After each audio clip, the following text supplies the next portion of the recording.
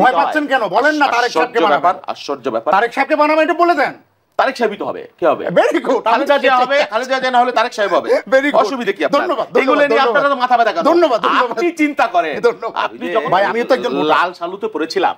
লাল সালু উপন্যাস আছে না সৈয়দ অলিউল্লাহ, সেখানে বলেছে গ্রামের শিক্ষিত যুবক আক্কাস আলী স্কুল বানাইতেছে মসজিদ, ভণ্ড মসজিদ বলে, এই স্কুল তো বানাইবা কিন্তু তোমার দাড়ি কই? সেই প্রশ্নের মতো আমার বন্ধু বলল বিএনপির প্রধানমন্ত্রী কি হবে? ক্ষমতাই তো যাবে, ভোট তো করবে। আর ভাই প্রধানমন্ত্রী কি উনি বানাবে? আপনারা বানাই দিতে পারি তো। আপনারা বানাবেন। আপনারাও বানাই দিতে পারি। আমি তো মির্জা আব্বাসকে বললাম। শোনেন খন্দকার মোশাররফকে বললাম, মঈন খানকে বললাম। কথার ভিতরে ইন্টারফেয়ার করলে আমি কথা বলতে পারবো না। আমি কোনো কথা বলবো না। আমার বানাইতে চাইছেন না আমি শুনলাম, আমি হব না আমিও হইতে পারি, ওনারও বানাইতে পারি। আপনি তো বানাবেন না প্রধানমন্ত্রী। এই পার্লামেন্টারি ডেমোক্রেসি যদি বুঝেন তাহলে আপনি এই কথা প্রশ্ন করবেন না। পার্লামেন্টারি ডেমোক্রেসি হলো এমপি বানায় মানুষ ভোট দিয়ে, এমপিরা প্রধানমন্ত্রী বানায়। তো এমপিরে কারে বানাবে আপনার আগে বলে যাবে? বলার দরকার আছে? এটা নিয়ে আপনারা তো জানার অধিকার নাই। কি ভোটারদের জানার? যখন ভোটাররা এমপি বানান, আপনারা ভোটাররা এমপির উপর আস্থা রাখবে। প্রধানমন্ত্রী কারে বানাবে? শোনেন এটা ঘোষণা, এটা সব সময় ঘোষণা দিতে হয়। ভয় পাচ্ছেন কেন বলেন না? তারেক সাহেবকে বানাবেন। আশ্চর্য ব্যাপার। তারেক সাহেবকে বানাবেন এটা বলে দেন। তারেক সাহেবই তো হবে। কি হবে? Very good. খালেদা জিয়া হবে, খালেদা জিয়া না হলে তারেক সাহেব হবে। অসুবিধা কি আপনার? ধন্যবাদ। এগুলো নিয়ে আপনারা তো মাথা ব্যথা করেন। ধন্যবাদ। আপনি চিন্তা করেন আপনি যখন ক্ষমতাচ্যুত হবেন তখন লুঙ্গি পরে পালাবেন না প্যান্ট পরে পালাবেন?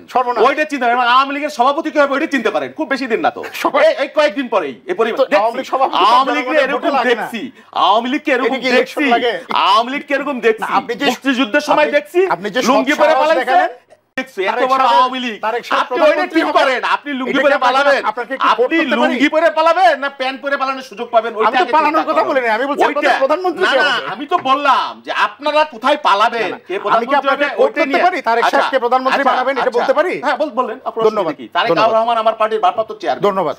অবশ্যই ঘোষণা করে দেন। হ্যাঁ ঘোষণা তো করিয়ে দিচ্ছি, এই যে বললাম এখানে অসুবিধা কি? ধন্যবাদ। হ্যাঁ আপনি এটা মার্কেটিং করেন। আইন টাইন মানবেন না। আপনি এটা মার্কেট কিসের আইন? আওয়ামী লীগের আমলের আইন আছে নাকি?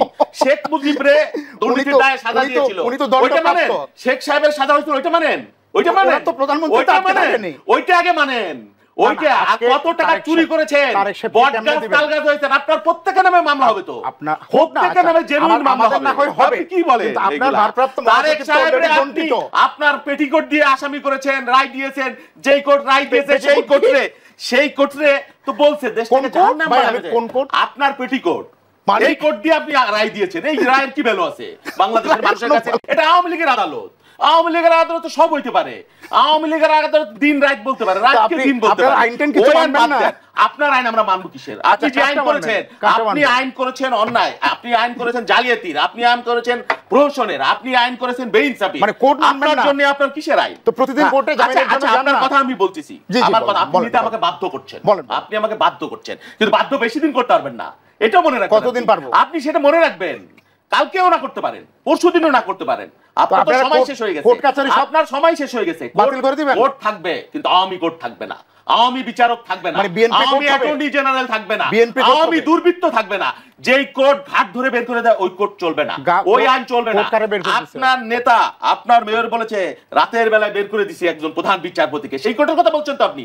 যেই কোর্টের একজন জাজ বলল দেশটাকে জাহান্নাম বানিয়ে ফেলেছেন, সেই কোর্টের কথা বলেছেন আপনি? জানেন তো আপনাদের জাজ? আপনি সেই কোর্টের কথা বলেছেন তো? কোনটা জানেন তো? যেই কোর্ট রায় দিলে দেশে থাকতে পারেন, আপনি সেই কোর্টের কথা বলেছেন তো?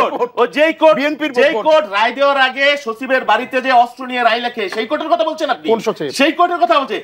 একটা ওরা সরকার গেছে পাগল হয়ে, ওরা একটা রায় চায়, সেই কোর্টের কথা বলছে। ওই আলাপ করে না, সময় নষ্ট এগুলো আপনি মানুষ বুঝেছে, আপনার বোঝার দরকার নাই। আমি যেটা বলি দেখেন, আওয়ামী লীগ দেশের মধ্যে অশান্তি বিশৃঙ্খলা সৃষ্টি করে, বিশেষ করে এই সাম্প্রদায়িক ঘটনা ঘটিয়ে। আপনি বিগত 15 বছরের যত সাম্প্রদায়িক ঘটনা করছে এই আওয়ামী লীগ, এবং নির্বাচনকে কেন্দ্রে আজকে হিন্দু বৌদ্ধ এই হিন্দু বৌদ্ধ খ্রিস্টান আজকেও বলেছে যে আওয়ামী লীগ সংঘাত তৈরি করে নির্বাচনী বৈতরণী পার হইতে চায়। গতকাল পরশুদিন আমরা কুমিল্লায় তার উদাহরণ দেখেছি।